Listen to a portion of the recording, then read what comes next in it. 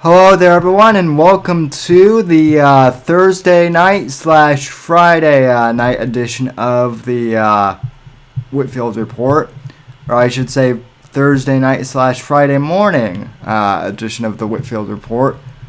I am your host, Sam Whitfield, broadcasting as always from NGC Studios here in South Florida, and I want to thank you so much for tuning in tonight wherever you are on the East Coast, West Coast, in the United States, or internationally, as some of our subscribers are now international subscribers as well.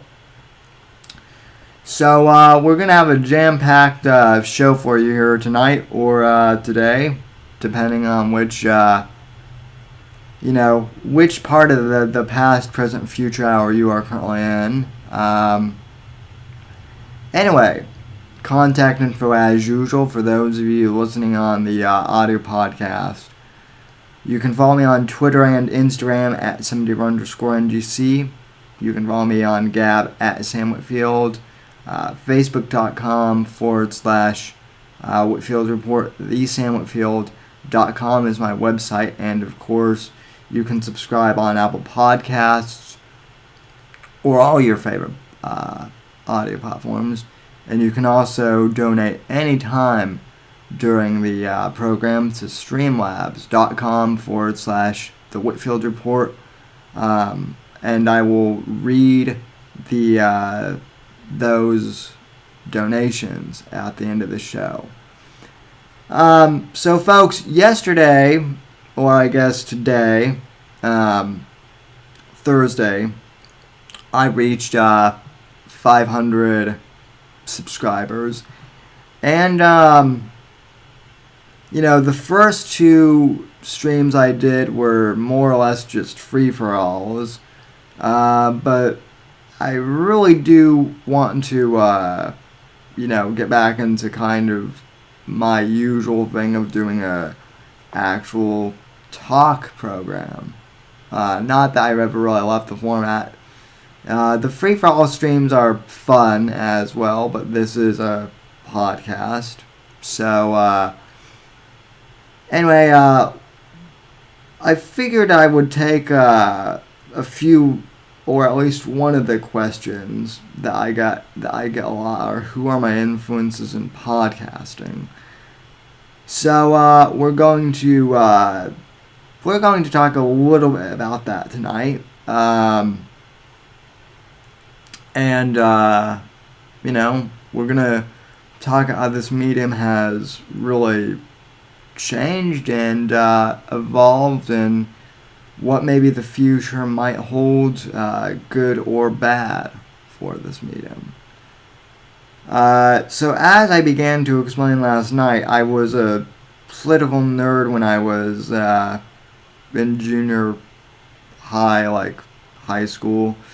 And because I never really bought into the political correctness BS, even from an early age, I was never into it at all. I was pretty much raised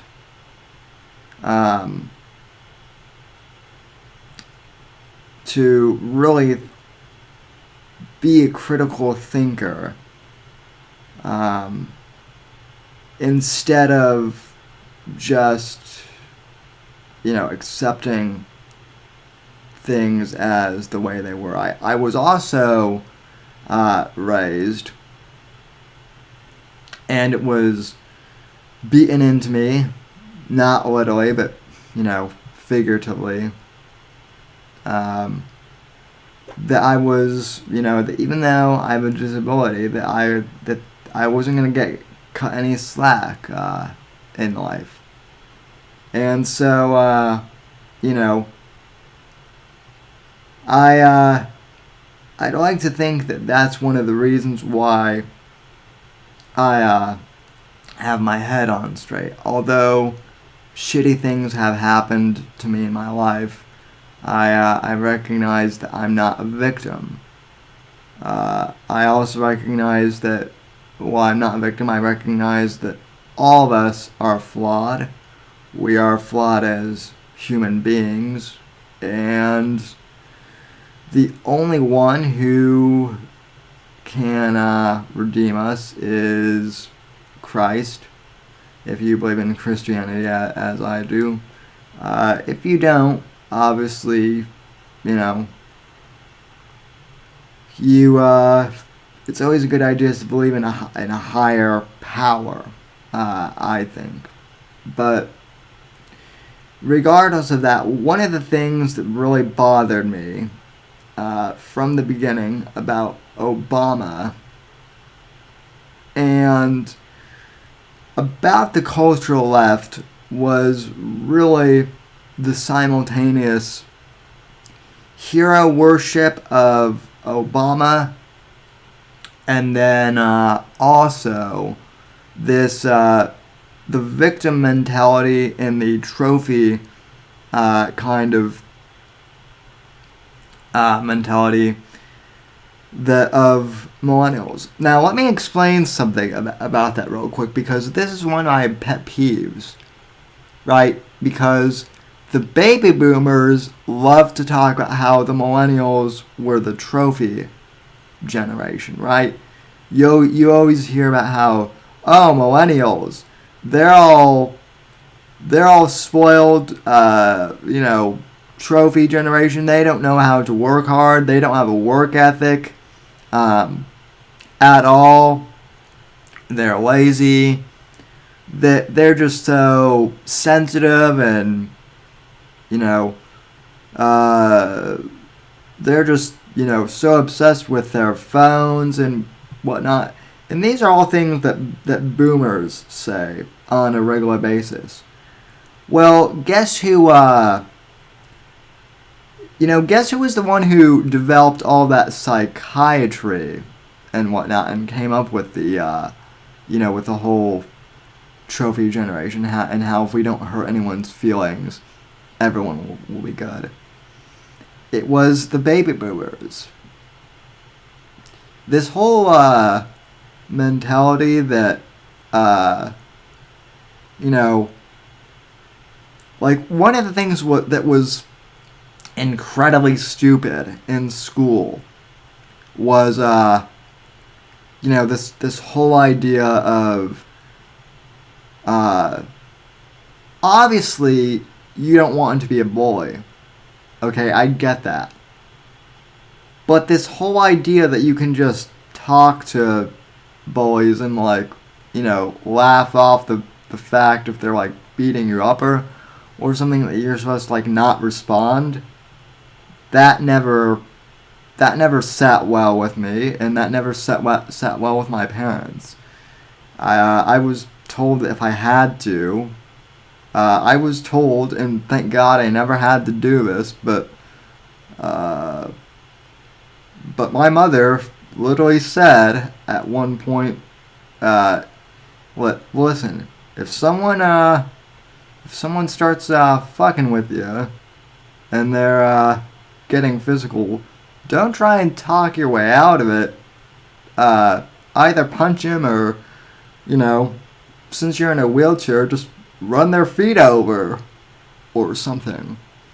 That's what... So, I was taught to stand up for myself. And, so I'd like to think that I have a bit of a backbone. Obviously, I'm not a guy that goes out looking for fights. But, this all relates into the culture war, because there are a fair amount of millennials out there. Long story short, I'm not alone in having the mindset that,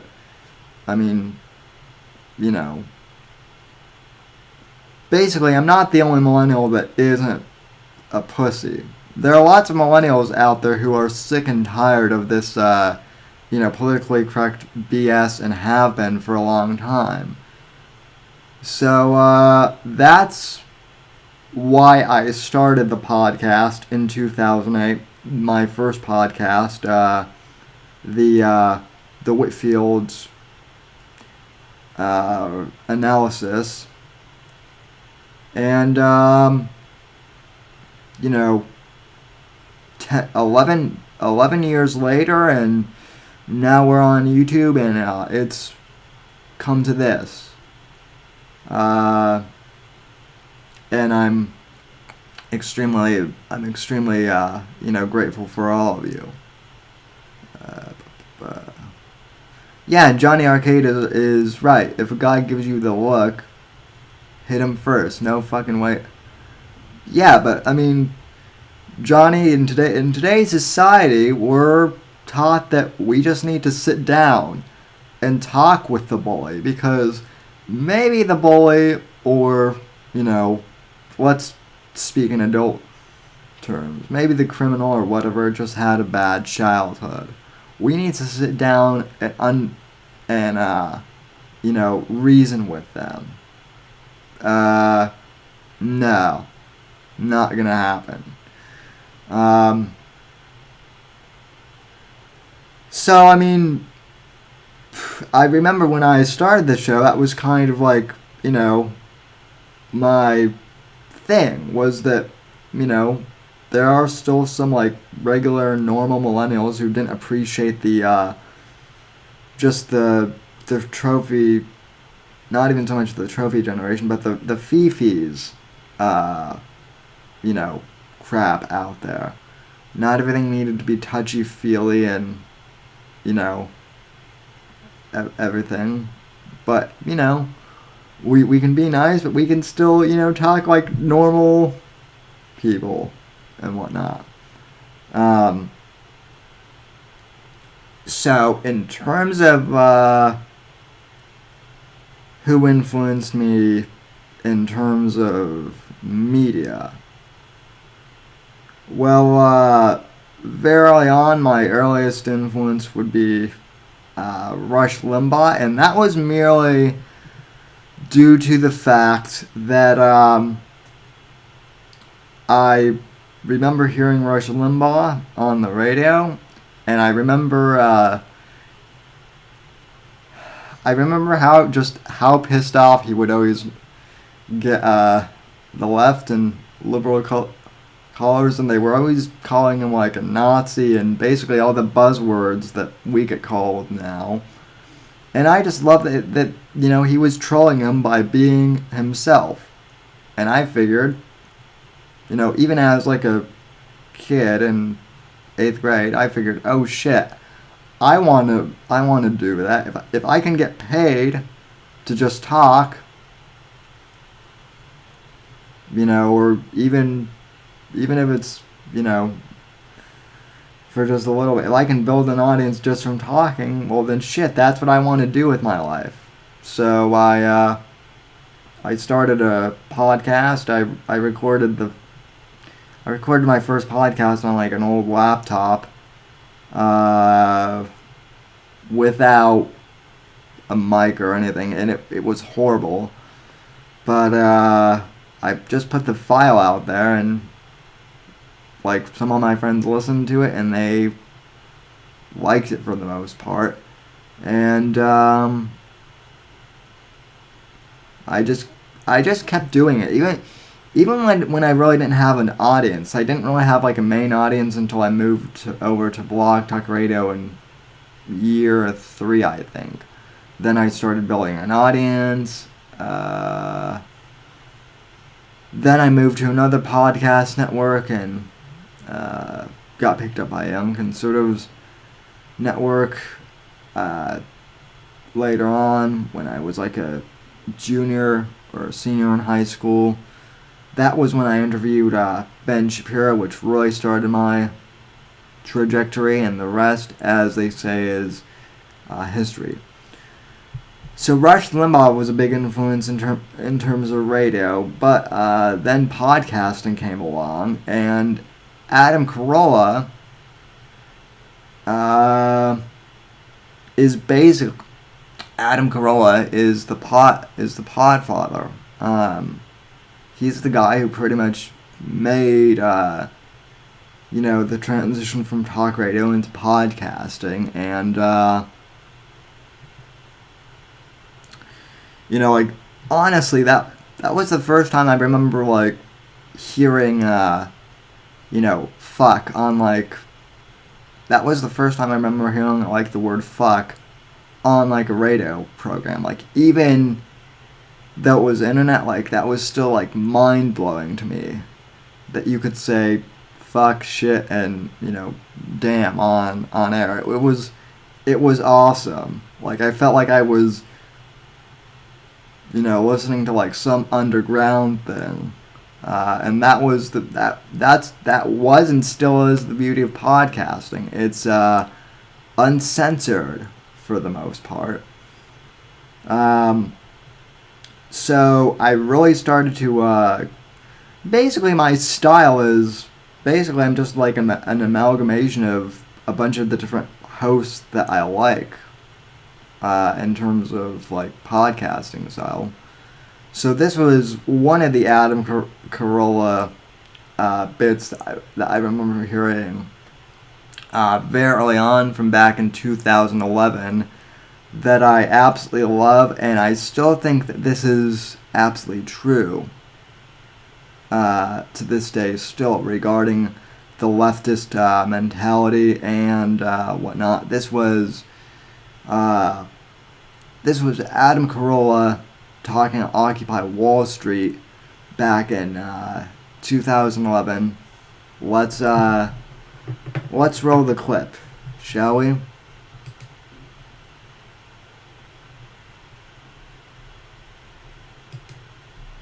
I just heard today that in California that before the economy fell apart, I think it was the top 1% of taxpayers paid for 50% of the taxes that came in here in California. And that's 1% paying for 50%. Not good enough. Not good enough. I understand some people have more than others. That's always going to be there. And you even, we started off this evening talking about the auto show and about how the crazy competition just led to these crazy, crazy cars. And I know sometimes it goes astray, but for the most part, it's the best system we have. And trying to get the top 1% to pay for the bottom 55% or to pay in 55%, that's not the angle to choose. The angle's worrying about what the fuck the other 50% are doing, not what the top who's already paying way more than their fair share is doing. There's something that's come up in this country that didn't used to exist, which is envy. And it's a big issue. And it was understood back in the day, and we are empowering, we're now dealing with the first wave of participation trophy. My own fecal matter doesn't stink. Now, what I want to point out here real quick before we continue on, this clip that I have is from an Adam Carolla podcast from back in 2011. So, it's pretty, dated now, but really nothing with the far left and their mentality and some of these, just internet celebrities in general. You all know who I'm talking about. Everything with these internet celebrities and the Antifa types and the Occupy Wall Street, nothing has changed at all with their mentality since this, clip came out a few years ago. Nothing. 2011, ladies and gentlemen. Let's continue on. Howard, I feel so fucking good about myself. Everybody's a winner. There's no losers. We are dealing with the first wave of those fucking assholes. That's who we're dealing with now. Because this has been going on for about 25 years, and we're just starting to get maybe 20 years, and those kids were 8 or 9 years old, and we're getting the first... Is that the millennials? I think that's the name for these I call them titles. the ass douches. That colloquially, they're known as the ass No, douches. I saw that on the news. Oh, okay. That's I what stand they- corrected. Yeah, Brian Williams called them the ass douches. Right. Yeah. Bri White? Hand of God. Oh. Hand of God. Hand of God. So what we have, I haven't really broken this down, but I'm going to try now. We created a bunch of fucking self-entitled monsters. And this has become the pursuit of my life, where people are so far out of it and what they expect and what they think realistic is and what the set of rules that pertains to them versus the other guys, because that's what the bottom line is. I want my most valuable player trophy. Well, you're the slowest, fattest guy on the team. Why should he get one and I don't get one? Because he busts his ass and he runs a 4.440. That's why he gets one. Well, this is bullshit. And then everyone gets involved, and then everyone gives everyone a participation trophy, and then everyone feels good about themselves, but it's not based on anything. You should feel good about yourself because of your accomplishments, not because somebody yelled at you to feel good about yourself and you got a fucking fake piece of plastic that was sprayed gold and had your name on a plaque on the bottom of it. And when these folks become adults and enter the workforce, and they've done stories about this, how you can't treat them, the boss can't... Or become, comedians with 147 IQs, ladies and gentlemen. That's another aspect of this, but, continue on. Hey, let's go. Let's get back to work now. Oh, you raised your voice to me. You better watch your tone, buddy. My dad's a lawyer. I'll sue your ass. I'll take this company. Self-entitled pricks who think the world owes them a living. And now we're getting the first wave of these douchebags. And now they grew up, and it's fine if you grow up in this little snow globe of a life where everything is awesome and everyone gets a participation trophy and always there's snowing. no losers. Well, when you get shaken up. And everything's awesome. But then you get out into the real world and you realize, I'm a fucking loser. You're not doing that well. You're not making that much money. There's no more participation trophies. This is the fucking LA Auto Show. You don't get to sit around and go, hey, here's my piece of shit I worked on. Everyone, why aren't you guys buying it? And then, instead of finding a fucking mirror and finding the reason why no one's buying your car, you just want to run around and yell at everyone else who's selling cars. And now you want to take shit and throw it at the cars because you want to fuck their cars up. Because that's what's going on. It's like, instead of looking in the mirror and go, why the fuck am I not doing better? You just find some guys got more shit than you and go, hey man, what do you need all that shit for? It's the same version of, hey man, what do you need an MVP trophy for? Because I bust my ass. That's why. Or maybe I'm just genetically better than you. Either way, buddy, I got the trophy. So shut the fuck up and get the fuck back to work, or better yet, on the bench where you belong. This is what's going on. So they're feeling shame. They've been shamed by life because they haven't been prepared for life. They've been told, had so much smoke blown up their fucking collective asses by the time they get out in the real world, and they realize the real world doesn't give a fuck where you're from or what your mommy said you were or how pretty you are or what you do. They don't give a fuck what anyone, all those lies that were told you. Oh shit, this is good. This is really good. But for, this is just really good, but not for the reasons I initially remember it being good. But yeah, this little rant here, and it's not over, but I've gotta do some commentary, fair use and whatnot.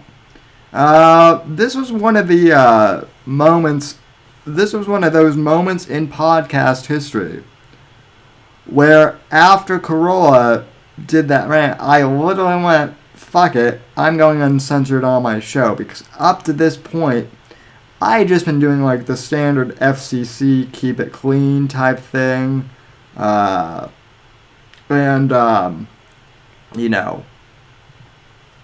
was having fun, but once I realized I could go uncensored on the internet and still do my own thing with conservative and libertarian commentary, Oh boy, I had way more fun once I discovered I could do that. So, anyway. Your parents about how special you are and how no one was created like you and all this And how you have a 147 IQ. shit advertised with Nike and all this. Like, it's just one you and you take it all and it's your world and all that Reebok shit doesn't mean shit when you get to the real world and you're just looked at as peon number 27 who's putting in an application. And guess what? I don't like your attitude, douche. Fuck douche. Ass douche. Ass douche. Get your fucking feet off my desk and hit the bricks. I'm not hiring you. Then now your plan is to come back and throw a brick at my window. That's your plan. This is what's going on. It's this envy and shame, and there's going to be a lot more of it. Because it used to be, back in the day, father would be walking his son down the sidewalk, and you'd see a guy go by in a Rolls Royce, and the father would say, "There goes Mr. Jenkins. Look up to him. That guy works hard. That guy built a company. That guy built an empire. Now look at him. He's got his Rolls Royce. He's driving up the hill." But what do we do now? Now it's like, oh, look at him. Look at him. Does he need that car? Yeah. Why does he need that car? I'm driving a fucking Chevette. Why does he get to drive that fucking car? You know what? Let's go up there and throw a rock at it. That ain't going to help you get out of the Chevette, ass douche. That's right. Get the fuck to work. And by the way, parents, society, we are creating a group of self-entitled monsters. Well, Let's knock it off. Right. And I'm wondering, all the parents that created this culture of ass douchery, are they the ones who are feeling like, well, I was never told I was special enough? Like, are they overcompensating for their childhood? Because now there's been like sort of a few generations that are aware of Dr. Spock and aware that kids have special emotional needs and etc. We started, we have these weird swings in raising kids, and they're not very good. I mean, I grew up in the sort of 70s, just free to be me, you and me. Hey, man, if he doesn't want to learn to read, he doesn't have to learn to read. Yeah, just run wild, free range, do your own thing, man. That whole hippie, do your own thing, never fucking panned out. And the super self-esteem building and just all this bullshit where we have to knock down a Christmas celebration, call it a holiday celebration so we don't offend the one kid whose parents are litigious or whatever. We fucked our society up royally. We've basically taken that one kid and empowered him, and we've got to stop, because that's what all this is. It used to be that you looked, I'm not saying you took random rich guys and worshipped at their altar, but you took guys who built something and you said, there's a guy who's accomplished something, not, well, why isn't he paying his fair share? I mean, when did that ever fucking come about? That guy paid in millions of dollars last year. You paid in shit and you're pissed at him? Obviously, it doesn't make sense. Obviously, it's not a rational thought. It's shame-driven. And you want to extrapolate this. This is essentially what the terrorists do with us. They see us over here in our hot tubs, driving our big cars around, having our parties, turning on... Dude, big cars with hot tubs. Yeah, stretch limos with hot tubs. Our chicks looking hot, fake boobies Splashing and bikinis and all that. And they're like, fuck it, Allah's going to take care of these guys. And then Allah doesn't take care of shit. And then they come down and blow our buildings up. It's this weird... It's not... We think it's about religion, or we think it's about, cultures. It's one culture can't live next to another culture that's thriving without getting pissed off, envious, resentful. You then get shamed, and when you get shamed, there's two things you can do with shame. You can be shamed and go, I better get my shit together, or you can be shamed and go, I'm going to tear that guy's shit down. And that's where we're at now. When you feel that shame, get your shit together. Leave my shit alone. Yeah, it's like global sibling rivalry. Thank you. That's what it is. It's old. It's as old as the Bible. Okay, so that rant was over. Yeah, and I'm reading the some of the comments that people are making. And look, I'm not... okay, I'm not saying that this is directly about, I'm not saying that this is about the 7-foot tall guy who runs an internet cult, because this was way before he was even on the radar. But that rant, and let me tell you something about millennials too. So I mean, you know, obviously I was never going to be an athlete in high school. I just obviously I was never going to be famous for being an athlete. I was an okay student. I mean, I was a good student, but I wasn't a Rhodes Scholar either. But like I said, at an early age, I got into podcasting really before anyone really knew what podcasting was, and so I remember hearing between this and listening to Rush Limbaugh for the past few years, I definitely knew I wanted to get into podcasting, and so when I was in high school, that was really when I started a podcasting setup, and look, I just started attracting millennials who were kind of like, yeah, we're sick and tired of this PC. It wasn't so much the trophy generation shit that pissed my friends and I off. It was more of the fact that, like, no one, well, I wouldn't say no one, but that you couldn't make, like, jokes or even say anything edgy, just, like, around your friends without some peon in the background being, like, really pissed off. And one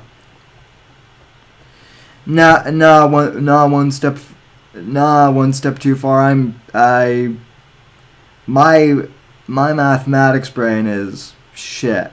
I'm more of a creative person. I am a good writer, somewhat, but using my voice, I am really a radio guy at the end of the day. Well, now I'm a YouTube guy, as well, but same thing. So, fast forward a few months later. So Adam Carolla, in terms of a podcast, verse was really the first podcast I subscribed to. Now, I've done a show about Andrew Breitbart. I did like a 3-hour show about Breitbart's influence on me, like a few months ago. But what I didn't play back then was the first time I heard Andrew Breitbart. I first heard Breitbart on the Adam Carolla podcast, actually, as well. And it was a long podcast, so I'm not going to play the whole thing, but this segment in particular still stands out to me the other day, because, again, nothing with the far left with any of those ash douches have really changed at all. The left is still the left, and they're getting increasingly worse. Especially now with all this YouTube censorship and Carlos Maza and all that crap.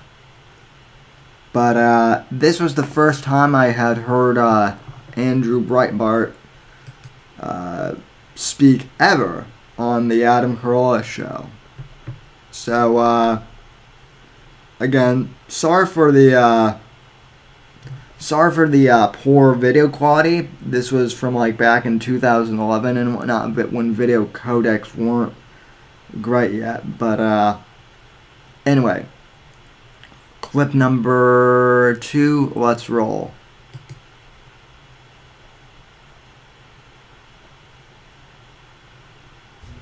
Yeah, but here's the question, because I wonder about this as someone who's labeled a right winger and a bigot, a horrible Hollywood dad.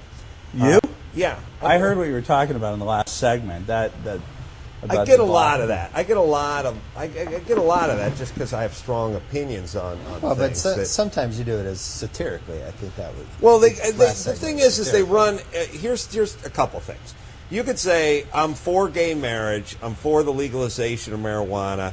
I'm for a woman's right to choose, and I want us to pull out of Afghanistan. And then you could go, but I don't think taxes should be raised. And they'd go, fucking righty. Yeah. You're such a right winger. You and Chuck Heston should go polish your musket somewhere. And you're like, am I not allowed to have one opinion? Yeah. One fucking opinion that differs from your super lefty agenda? I have one opinion, less government. And then maybe we share 8 out of 10 opinions. But I have one opinion about beefing up the border. And all of a sudden, me and Ronald Reagan are just going on a hayride somewhere to hell.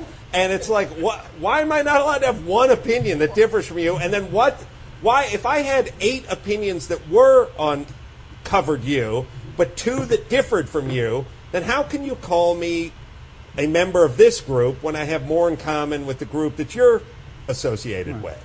Here's what I'll tell you about this. I really am not that political. I don't even care what my opinion is on gay marriage or on abortion. I care about ending the tyranny that you see from the hard left. I really don't like the hard left. I don't mind my liberal Democrat neighbors, who are JFK liberals. I hate the tyranny of... Which, by the way, people have also asked me what my opinions on, all that is. I've talked about, all that before, but since I have a new audience, I'll get to that stuff later on in the program. I'll get to that for you guys. No, Trolita, I'm not mad.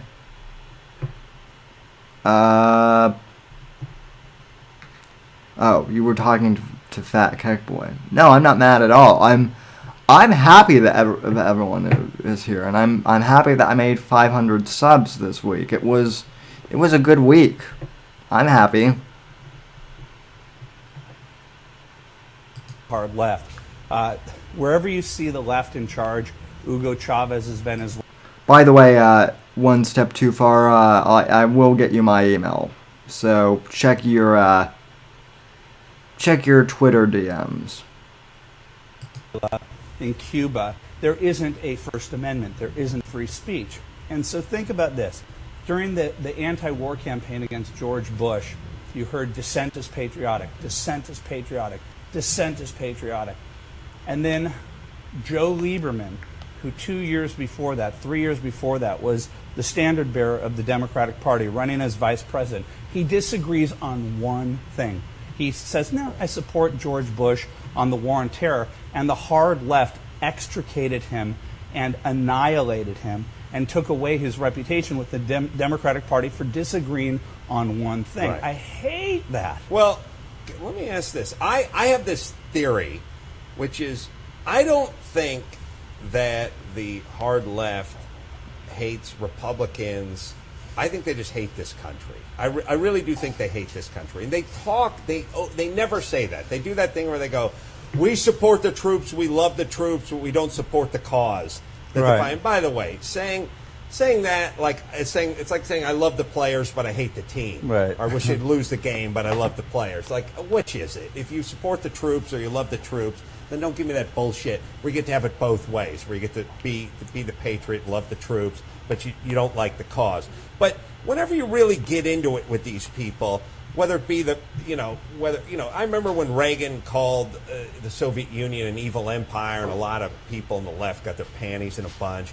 Hey, Hugo Chavez, any of these people, Castro. What are you big fans of these people? Really? Are you really big fans of these super oppressive dictators? Are you really big fans of what goes on in the Middle East and how they treat their women over there? I thought you were all about humanitarian rights. I thought the whole deal was you're about the individual and their rights. And all these fucking countries that you semi-glorify and protect, they're horrible. And they're horrible to their people. You should be the tip of the spear when it comes to getting those guys out of office or doing whatever we need to do over there. So is it that you really love them, or is it more that you hate us? And I suspect it's a self-loathing thing. I know it is from a psychodynamic standpoint. Right. They have no. It's like all the people that were here that were, communists or socialists back in the day. They didn't know for one goddamn hot second what it was like over there, and they wouldn't have lasted 10 seconds in a communist regime. There's no sane person or honest person that says, "Oh no, I think communism is a better lifestyle and a better way of governing people." No, they hate this. It's not that they like that. They hate this, but they won't admit that they hate this. Yeah, they're just not intellectually honest about it. They're angry at the man. I actually like leftists who will admit that they're Marxist-Leninists and they exist and they say, "I want to take this country down." At least they're honest about it. Okay, so someone in the chat is asking if I'm on BitChute. So, funny thing about BitChute, I was on BitChute. I did have a channel over there.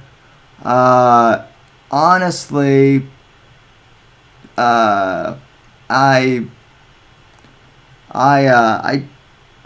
I closed down my BitChute channel, or I didn't close it down. I made it private because honestly, I don't know how to really work. I'm still getting used to the settings over there on BitChute, and when I was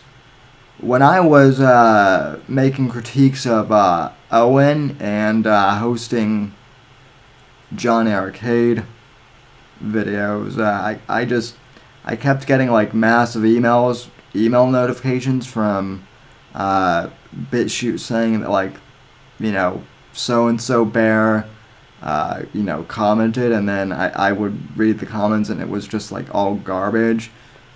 So I'm not, and besides, BitChute does not upload like my full shows either. BitChute will take my shorter videos, but they won't take my longer podcasts, like this one that are over like an hour. So anyway, that's the question. To answer your question on BitChute, I will reopen that channel if we can get some BitChute subscribers. And I'm not sure about going on D Live yet. I'm looking into that. So, well, I will get to the Trump 2020 question. Maybe not tonight, but certainly on Saturday. I'll get to it. Well, I might get to it tonight. I don't know. But we still have a couple of segments to talk. We still have a couple of things to talk about tonight.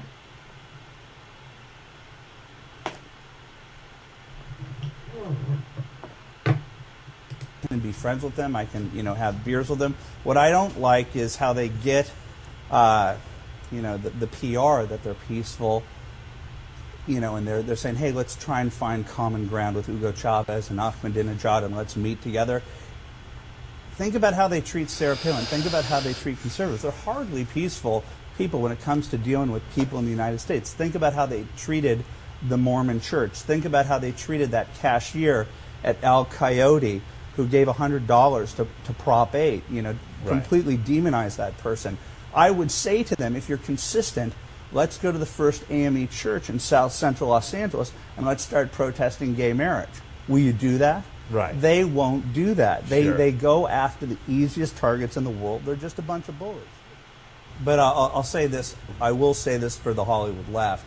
They're much better at capitalism than the conservative right. Like the magazines that you associate with the conservative movement, they're so good at propounding the virtues of capitalism and the American way that there is no group of people who are better at capitalism and expanding into greater markets than the Hollywood left. They're like, hey, let's get the top guy in Bulgaria, the top entertainment in Bulgaria, put him in Die Hard 7, and then we'll market it in Bulgaria. We don't even know that happened Right. that he was in the movie. But they ended up selling out seats in Bulgaria because he's in it. So I think a lot of it comes from that obvious liberal guilt. People who came from absolutely no money, got off the bus, made it big, and they feel so unbelievably guilty about it that they run around with their noblesse oblige liberalism. The part how do they reconcile? And by the way, speaking of the strike, like, first off, Writers Union, fuck you. Screen Actors Guild, fuck you.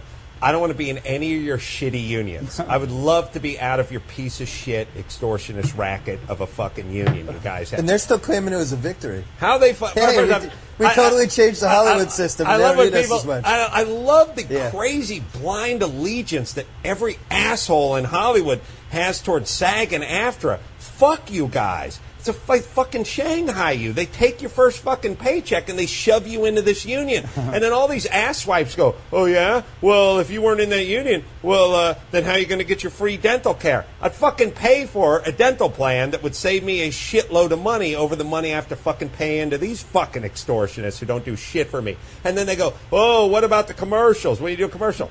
When we do a commercial, my agent gets in, James Baby Doll Dixon, and they haggle over how much to get me to hold up a Taco Bell taco. That's it. I don't need this fucking union bullshit. And I don't understand why the left is so fucking in love with these extortionists. And by the way, you don't have a choice. You want to work in Hollywood, you get sucked into this fucking blood-sucking unions. And then they have votes and all this kind of shit. We had Ed Asner on our show the other day. I think he was president of one of the unions. He started talking about 9/11 and this bullshit conspiracy theory and about how, we took the buildings down and stuff. And then at a certain point, he started talking about how we could have liberated Auschwitz two years earlier, but we chose not to, and this and that and the other. As I was driving home, I just realized that old fuck hates this country. Yeah. It's not that he loves Auschwitz or the Jews. It's not that he fucking thinks that there's something in the buildings. It's more he hates this country. I think he's still bitter. He's still bitter. Ted Knight, I think, came out better. I kind of just want to rip his ample back hair out. Yes. One how tuft at a time. Anyway, though, that was my introduction to Breitbart. Like I said, I've done a whole show on I've done a whole show on Breitbart. Great man, miss him a lot. But yeah, this okay, so let me address one of the questions in the chat. Will Trump win in 2020? I actually talked about this a bit on my other podcast, the American Watchman Roundtable, last week. So if you haven't watched that yet, feel free to go over and watch that after this broadcast. I've still got to put that one on iTunes too, but I will later on. Anywho, will Trump win in 2020?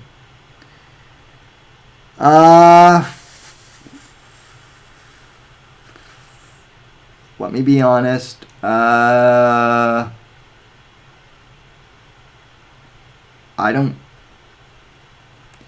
honestly don't know at this point. I will say this. I'm glad that he's president because there was no alternative. I was one of those guys during the 2016 election where I would have voted for Jeb Bush, and I would have been happy about it if it had been Jeb versus Hillary. I was voting for not. I took the Dennis Miller route, also an influence of mine, which was I'm voting for not Hillary. But what I loved about Trump was the fact that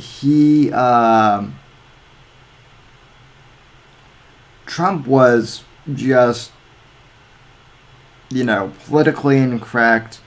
He didn't give a fuck on the campaign trail. I mean, I know this is,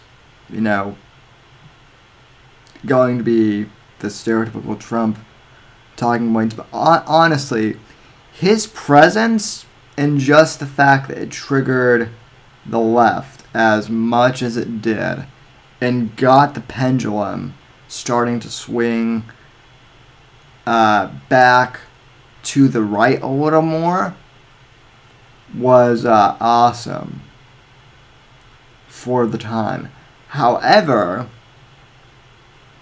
the thing that I think really is going to hurt Trump in 2020 is, well, the fact that we don't have the wall yet, which, listen, when it comes to the wall, I want the wall, but the wall is now my second priority in terms of stuff to do. My first priority now, which I'm going to do a segment on, my first priority is saving the First Amendment, because the First Amendment is under attack.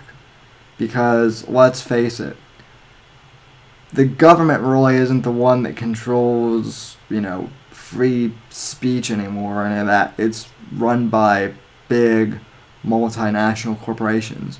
Whether you like or not, ladies and gentlemen, when it comes to free speech, we are living in Blade Runner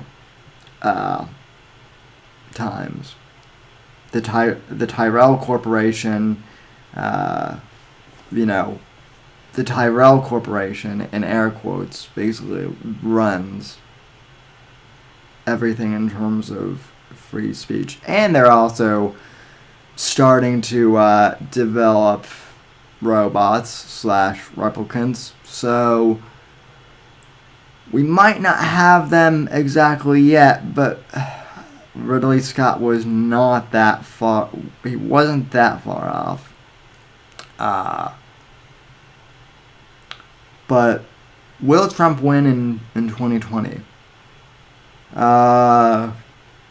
If it's him versus, I mean, I don't see.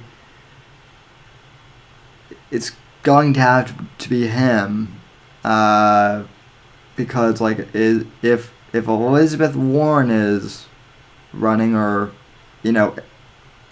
or any of these other crazy whack jobs is running, I'm voting for Trump 100% again. Will he win? I don't know. I think that the left has gotten way smarter about not underestimating us. I also think that there are idiots out there who I don't really want to say were on our side, but more like they LARPed on our side and made us look bad. Which, in all honesty, that's one of the reasons why I went so hard on Owen for the last year. I mean, obviously the fact that Owen, Owen got in bed with, Eric Nimmer as a business partner, and that whole thing, that was a mess. And the Johnny Arcade frame was bad as well. So those two things obviously were why I dislike Owen. But on top of all that, Owen was the guy parading around the free speech martyr symbol, and yet if you look at Owen is now the stereotype of what every liberal likes to paint conservatives as. Just crazy madmen who scream about the moon and who blame Jews for everything, and who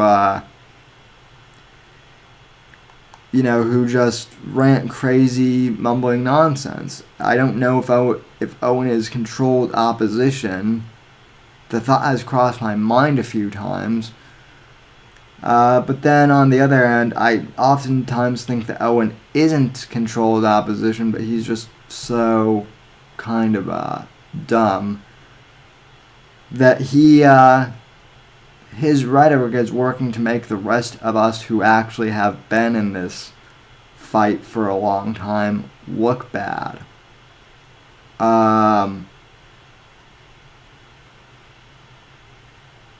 It could be either one of those. Same with the alt-right. Same with the alt-right. Now, look, in terms of my views, this is kind of another segue here. I would say that I'm a conservative libertarian. I'm not like... I think that hardcore libertarians are just like a little too far out there in terms of just like pure anarchy. But basically, like, I think if you want to grow like a pot plant in your backyard, I think you should be able to do that. If you're a guy and you want to get married to another guy, I might not like be thrilled about it personally, like in my own life, but yeah, you do you. If you want to own guns, and you want to like even own like an AK-47 and you're properly like licensed and you're not an idiot and whatnot, go for it. As long as you're the rules I have are pretty hard and fast. Don't be a kitty diddler. If you have kids, just take care of them and be a responsible parent. Try and be a good member of your society. But, just keep things copacetic, pretty much. Other than that, just you be you. So I'm definitely more of a guy who it's interesting. I'm more into like the culture war stuff, and like I'm more of a guy who would love to talk about like movies and music and like other non-political stuff for 3 hours and have like a conversation with people about that. Politics is boring to me, but politics is also downstream from culture. So when I talk about it, I try and be entertaining at least. I like to try and make boring stuff interesting, and I mean that's one of the reasons why I love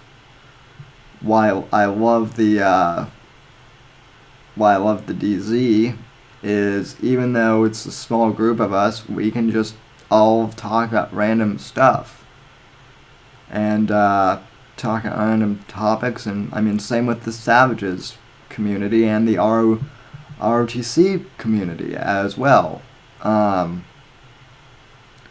So that is all awesome. So, and like Cholita and I a few months ago got onto a whole thing about David Lynch films. I almost blanked on that. By the way, I still can't get into Twin Peaks. That show is still too trippy for me. And I've watched The X-Files, but there's something about Twin Peaks. Anyway, we'll get on to that in maybe a future segment. Also,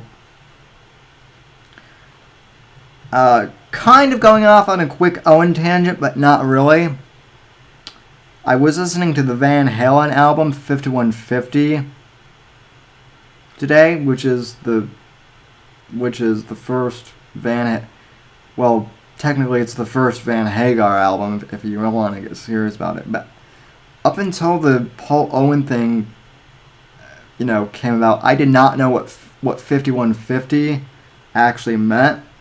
But now that I know what it means, Owen, congratulations. You are going to receive a copy of Van Hagar's 5150, buddy. I hope you still have like a CD player or something to play it in. Maybe I should send it to him on cassette or something. Well, but then I also don't want him having my address if I Amazon it to him. So, anyway, I just thought that was funny that I finally got what the title of that album actually means. I just thought it was a random string of numbers. Anywho, so podcasting is still cool and fun and for the most part copacetic. That is, audio podcasts are. Now, I hate to break it to you, ladies and gentlemen, but if the YouTube Vox Adpocalypse keeps going on everyone's channels, and if they start taking out even the smaller channels like mine, guess what? I know that you guys like watching me and like looking at my face and watching me react to videos, but I have no problem going back to like internet radio, even on Blog Talk Radio, where the audio quality is horrible. I will go back there. I will go back to radio if I can't find a good streaming alternative. And people are asking me, well, have you heard about D Live yet? Listen, the thing with D Live is I like the idea of D Live, but D Live hasn't been, I guess, out long enough to really, I don't know that it's going to be the YouTube like contender that everyone thinks it's going to be. I know the fact that PewDiePie there is like helping it get like some major momentum and whatnot, but that doesn't really mean anything in the grand scheme of things. So, I also know that D Live has stickers, ladies and gentlemen. Oh boy. I want to tell Royce and Mersh that they need to turn off the stickers because, damn, you guys can get... You guys have, like, high OCD when it comes to stickers on that stream. I'll be on there and, like, I'll be trying to watch, but then I'll see, like, 20 stickers non-stop. And I'm just, like, trying to read the chat for, like, interesting stuff, but then I just see stickers non-stop.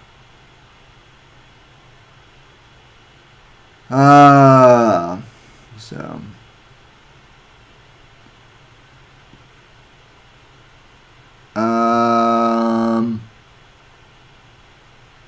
yes, Savage Tiger, I'm with you on the stickers. So,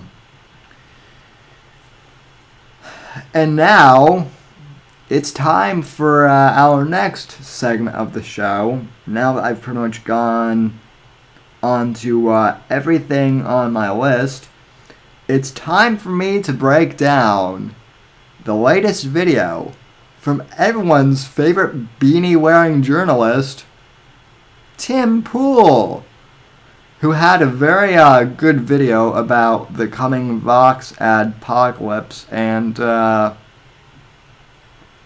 kind of the whole state of YouTube. At least I thought it was pretty good, so I want to play this and break it down. It's about 20 minutes. I'm not sure if I'm going to play the whole thing, but I do want to break it down a little bit. So, yeah. Okay, now my OCD is kicking in a little bit because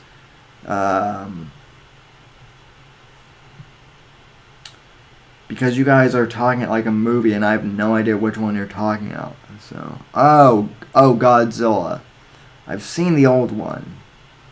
I've seen the really old one. Haven't seen the new one yet. But, anyway. So, beanie wearing journalist Tim Pool had a really good take on the whole, Vox adpocalypse thing a few days ago. And so I wanted to go ahead and play part of it for you guys. So this is Tim Pool on the Vox adpocalypse.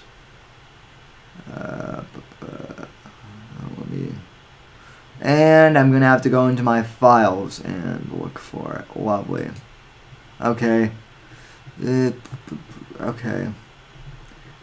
So this is Tim Pool on how basically big journalists want the Vox adpocalypse, and he's not wrong here for the most part. I do have a few critiques, so I will pause those as usual to make my critiques. But here's Tim Pool's latest take on the whole Vox adpocalypse here on YouTube.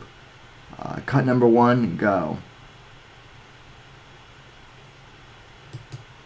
Over the past couple of weeks, we've been embroiled in a media battle. The Vox adpocalypse hit, historical channels, independent creators, journalists, all being purged from the YouTube Partner Program.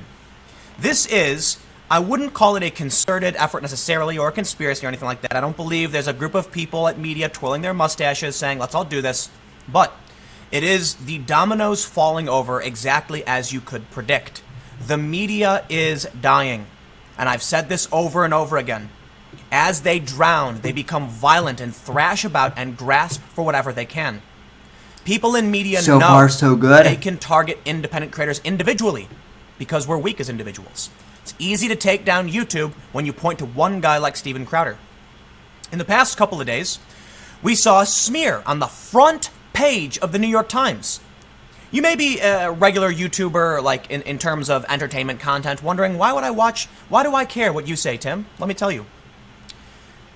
Vox adpocalypse hit people who were just journalists. The New York Times... Say what you will about Tim Pool, but he is very good at, like... I wouldn't even say red pilling, because that's not a good term, but I guess... throwing cold water on normies and people who are asleep, and at least getting them interested in learning about some of this stuff. So, as much as people like to give Tim Pool crap about the beanie and whatnot, which, yeah, that's all very funny, and I like to tease him about that too. At least he's being a serious, like, this is a video that I could send to, like, one of my liberal friends who's not like a hardcore leftist, and they would probably we would probably be able to start like a meaningful conversation about all this. So that's why I like Tim Pool. Front page smear against all of YouTube. Make no mistake, it will come for you, and I've got evidence stacked up to show you exactly how and why. Steven Crowder tweeted this. Vox is already pushing the New York Times hit piece that falsely smeared YouTubers like Philip DeFranco, Joe Rogan, and Jordan Peterson as alt-right.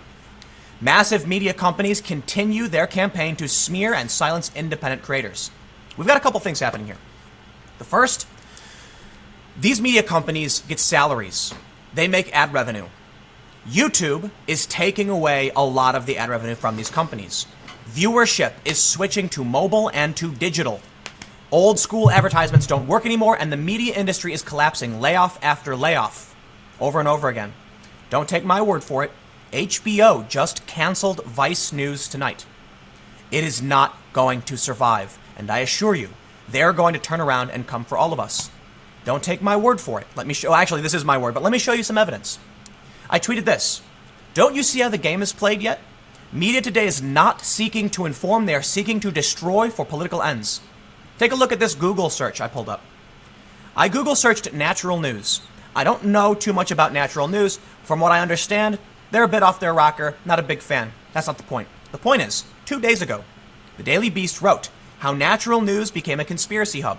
And then yesterday, Facebook removes conspiracy site Natural News. Like clockwork. How about this story?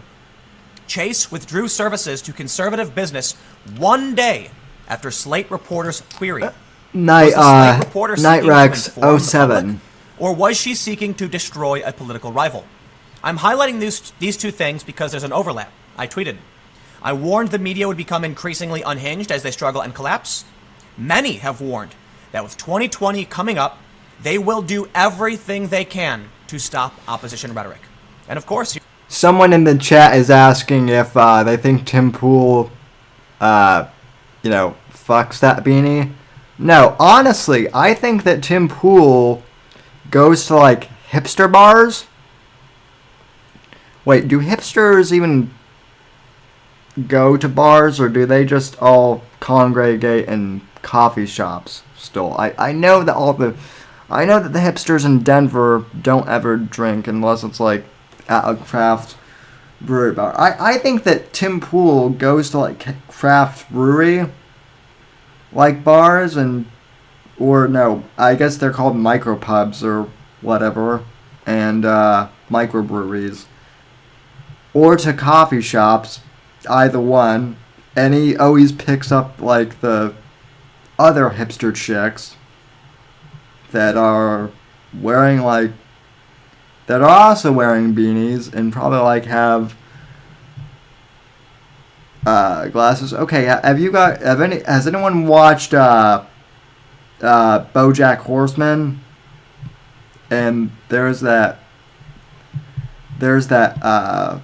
Asian chick who's, like, a hipster, journalist, BuzzFeed type thing. Like, I imagine that Tim Pool goes for that type of hipster chick. And, like, among hipsters, Tim Pool is like a 10 in the hipster. Like, all of the hipster chicks probably want to get with Tim Pool. His beanie just gives him, like, it just, like, elevates his dating power in the hipster community.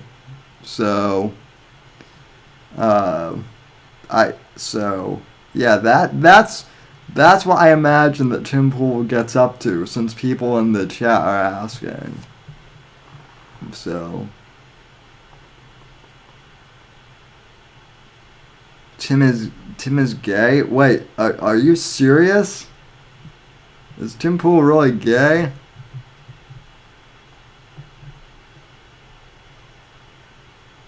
the story.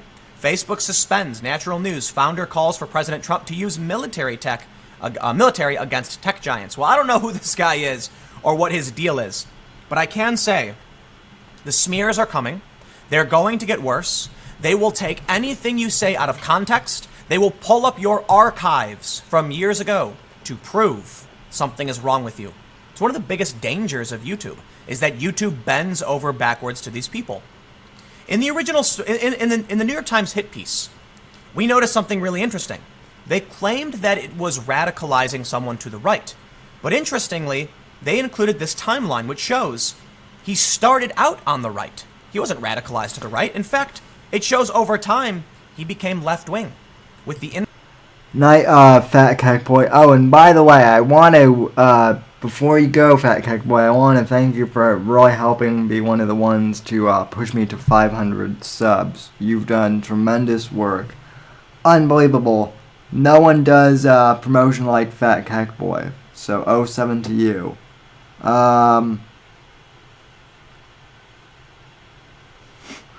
Joshua Rogers in the chat goes,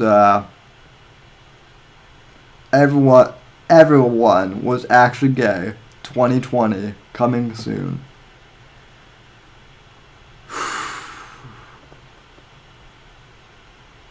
Well, here's the thing. Here's the thing, Johnny. What you have to understand, John Arcade, is Owen Benjamin is so gay.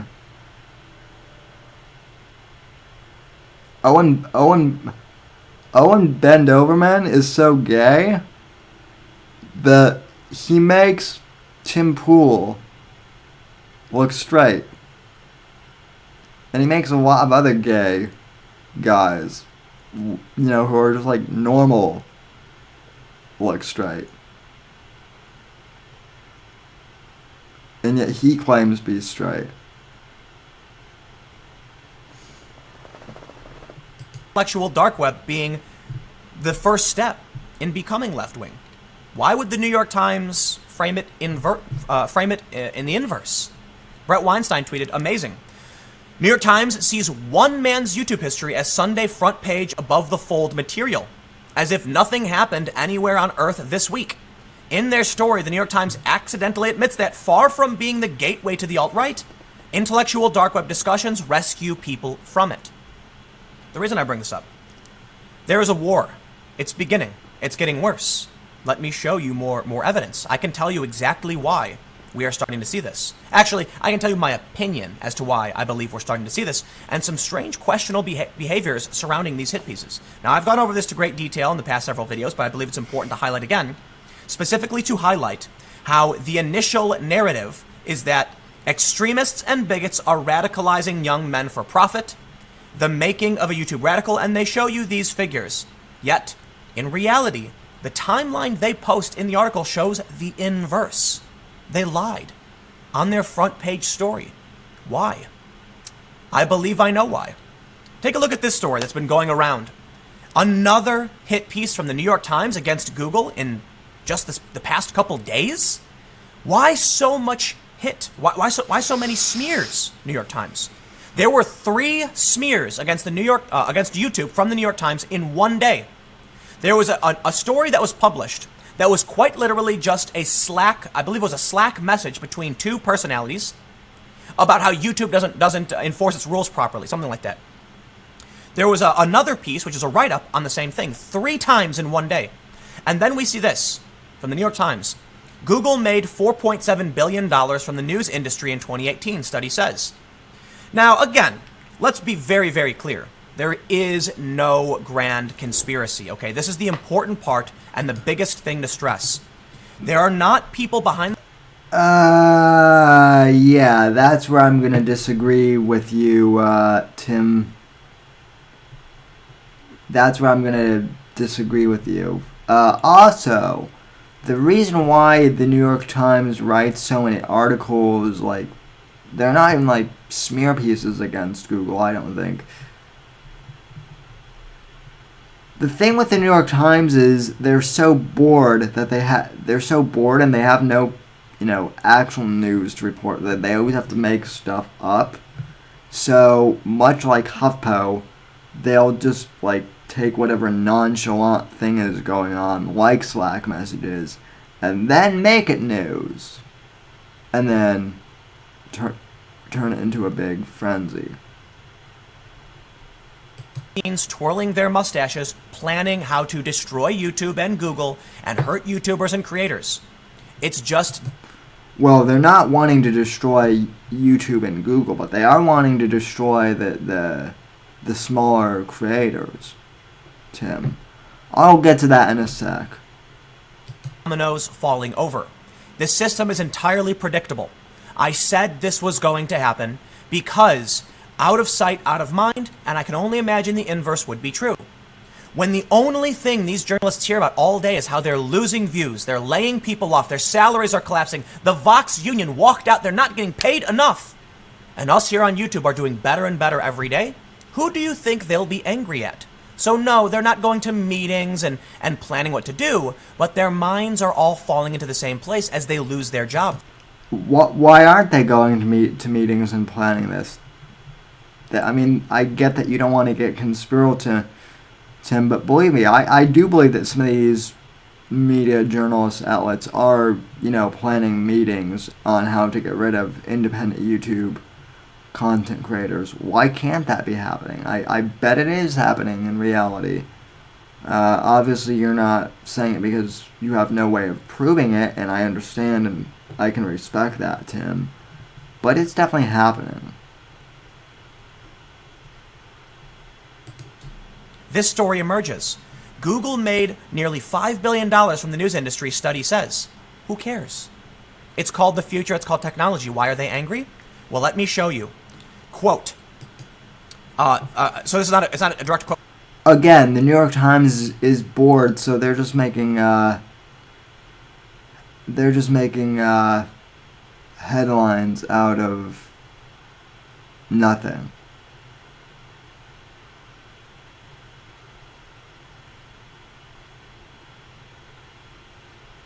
Says, the journalists who create that content deserve a cut of that $4.7 billion, said David Chavern, the president and chief executive of the Alliance, which represents more than 2,000 newspapers across the country, including the New York Times.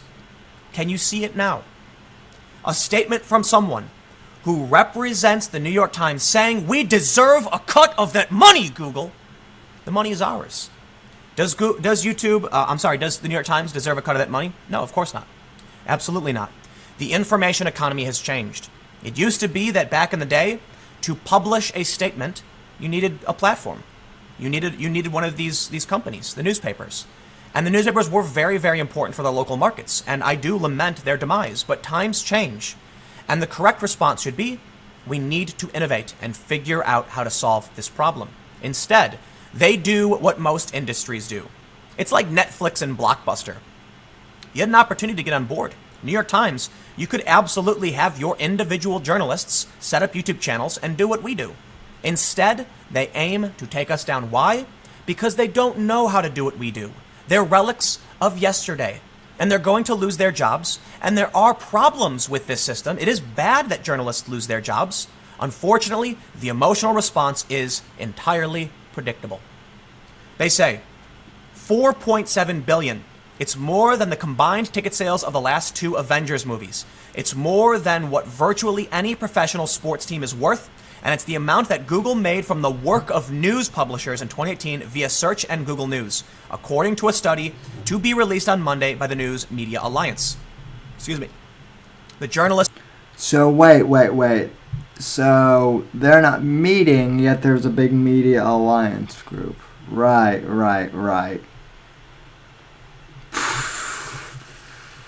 Okay. This video is like 10 minutes. I'm not going to play the whole thing. But here's what I will say. Now that this segment is now I'm not playing Tim Pool.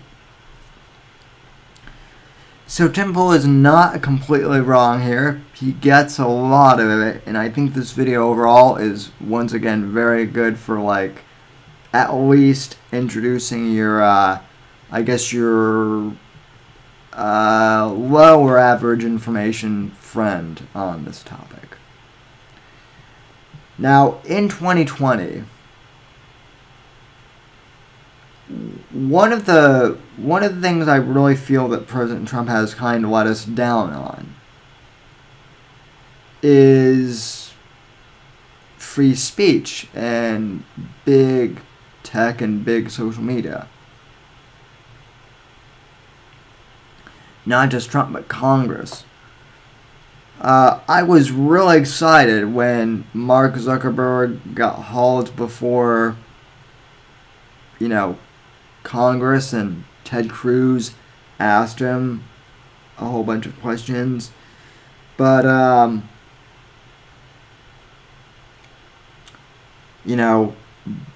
all that happened was Mark Zuckerberg got grilled, and then nothing happened. All Trump has been saying for months and months and months is, well, we're gonna watch the big socials, and if they do, any more bad stuff, then we're gonna keep an eye on you. Now, they're already acting. I mean, forget extreme channels. I'm talking like channels like mine or like ROTC or like Johnny Arcade's channel, who just either do clips or do like news and commentary. They're getting demonetized now. It's like, you understand that the big channels, Mr. President, on YouTube, like the big players are not going to be the ones hurt by this. It's the smaller time, the truly independent guys who are and gals who are going to get hurt by this. Facebook and Twitter and YouTube need to decide whether or not they're going to be a publisher or just, a utility. They need to decide one or the other, but they can't be both. And so I think that what Trump needs to do, and Tulsi Gabbard has actually talked about this.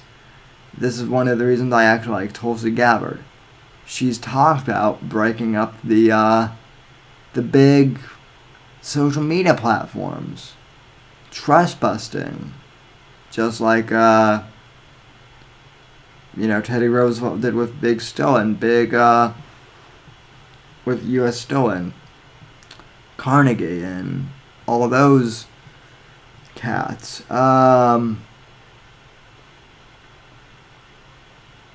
Yeah. Well, I know. Okay, Johnny. I know it doesn't hurt you because you're not making your. But okay, even if you're not making a living off YouTube, Johnny, your videos should still be up, especially when you're not doing anything egregious. I mean, and here's the other thing.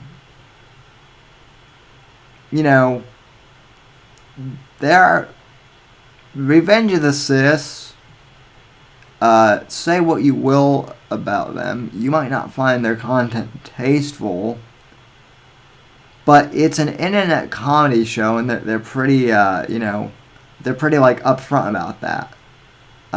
John Arcade is merely playing clips of another YouTuber in his own words, basically burying himself with his own stupidity. And I'm just doing news and commentary, and then occasionally when I have to, I'll go after Owen or whichever idiot I think poses a threat to the conservative movement. But, I mean, I'm pretty milquetoast. I'm not even that edgy at all, and yet, it's channels like mine and channels like John Arcade that are, a big threat to YouTube. Meanwhile, Owen really hasn't been touched by YouTube all that much, and he says stuff that is really egregious.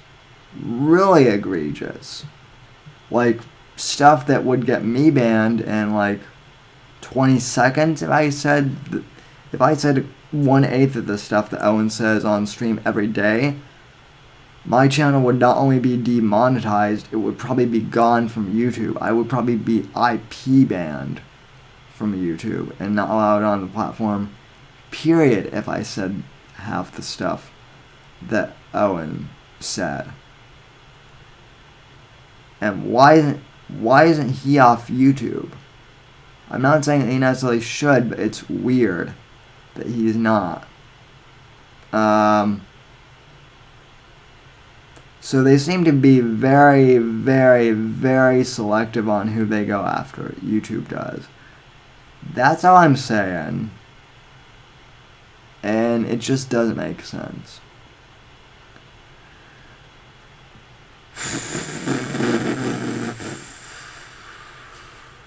So, yeah. So that's pretty much all I have on my, agenda. That was almost 2 hours. And I did not need to read fan mail for 4 hours or look at the chat for material for 2 hours. I just did almost like a whole 2 hours. Well, to be fair, 1 hour and 38 minutes, but still, that's content that I came up with off the top of my brain, with just the help of a few videos.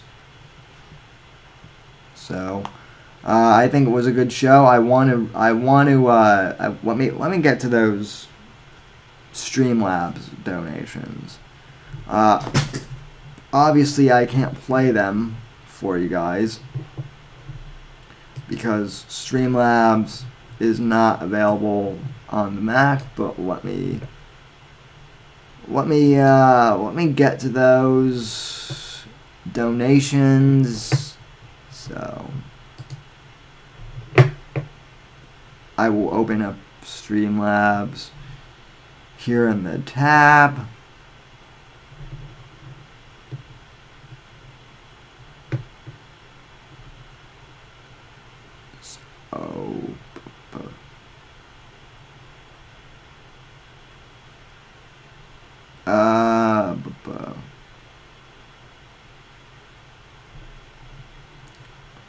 Well, okay, Josh Rogers, 07 to you. I hope you didn't donate anything and that you're going to bed now because I'm not ready to read donations. Let's check and see who donated.